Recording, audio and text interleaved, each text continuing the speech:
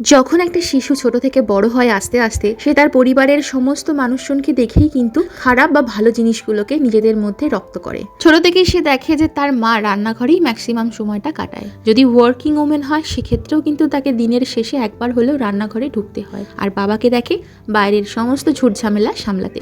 তাই তার মধ্যেও এই ধারণাটাই স্পষ্ট হয় আস্তে আস্তে, রান্নাঘর মানেই মা বা বাড়ির মেয়েদের জায়গা, আর বাইরেটা হলো বাবা বা বাড়ির পুরুষদের জায়গা। তাই ছোট্টবেলা থেকে যদি আমরা ওদেরকে এই শিক্ষাটা দিই যে সমস্ত কাজ, সে রান্নাঘর হোক বা বাইরে, বাবা মা দুজনের সমান ভাগেই ভাগ করে করা উচিত। তাই আজ সকালবেলাতেই ব্রেকফাস্ট বানানোর জন্য রিওকে প্রথমে দিয়েছি মাশরুম কাটতে, আর তারপরে দিয়েছি ডিম ফাটিয়ে সেটাকে ভাজার জন্য বাবাকে হেল্প করতে। এতে করে ওরও মনে হলো যে হ্যাঁ, আমিও নতুন কিছু করলাম, আর কাজটাও যে সবার জন্য সমান সেটা ওর মধ্যে ধারণাটা গড়ে উঠলো। তাই মাঝে মাঝেই ওকে আমাদের হাউস হোল্ড বিভিন্ন কাজে ইনভলভ করার চেষ্টা করি।